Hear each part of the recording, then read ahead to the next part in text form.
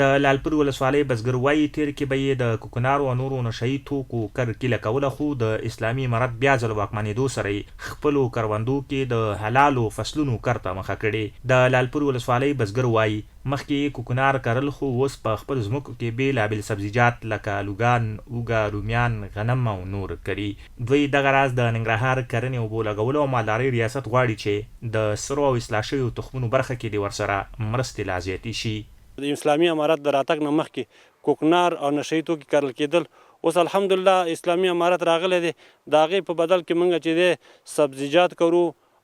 غنم کرو، نور فصلونه کرو، خو الحمدلله هغه شی اوس موږ پرېښی دی. نو د دغې په مورد کې موږ سره یو تعداد کومکونه کیږي، اگر چې کومکونه کیږي نو خو بیا هم دا کومکونه بسیا نه کوي. نو د دولت نن دا خواهش دی چې دا کومکونه موږ سره لا زیات کړي، اصلاحي تخمونه راکړي، دغه شانتې چې دی کیمیاوي سرې راکړي. د دې ولسوالۍ دهقانان وایي د سبزیجاتو د ښه حاصل ترلاسه کولو لپاره د ورته د اوبو ذخیره کولو چک ډیمونه، سربندونه او ساتلو لپاره د ورته شنې خونې جوړې شي چې د سبزیجاتو څخه ترلاسه کوونکي حاصلات په بازار کې په ښه بیه وپلورل شي. اوس موږ کوکنار دغه ختم شوي دي، اوس دلته سبزیجات، غنم دغه شی نه موږ کرو. وروره د حکومت نه زموږ دا دغه دی چې موږ سره دغه بندونو کومکونه را سره وکړي چې بندونه هم جوړ شي، او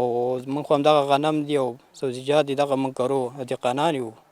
د ننګرهار کرنې ریاست مطبوعاتي مسؤل وایي کرنې ریاست بزګرو سره د اصلاح شویو تخمونو او کیمیاوي سرو ترڅنګ په نورو بېلابېلو برخو کې مرستې کړي دي. د کرنې ادارې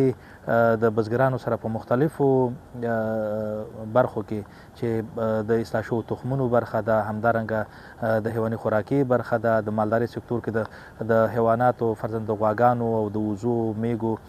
چرګانو واړه فارمونه او همدارنګه د غواګانو او وزو او میږو ویش دی. د دې ترڅنګ باغونه دي چې په ډریپ سیستم باندې جوړ شوي، همدارنګه لکه څنګه چې ما مخکې وویلې د داخلي بودیجې په مرسته د کرنې وزارت یا د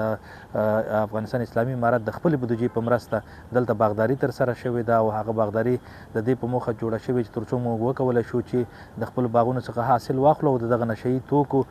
څخه خلک منع شي. د ننګرهار کرنې ریاست د مسؤلینو په وینا وزارت د یو شمېر همکارانو، کرنې برخې له متخصصینو او کرنې ادارې تر چتر لاندې همکارو مؤسساتو سره پر دې کار کوي. هغو ولسوالیو کې چې پخوا پکې کوکنار او نور نشهیي توکي کرل کېده خپلې مرستې لا ډېرې کړي.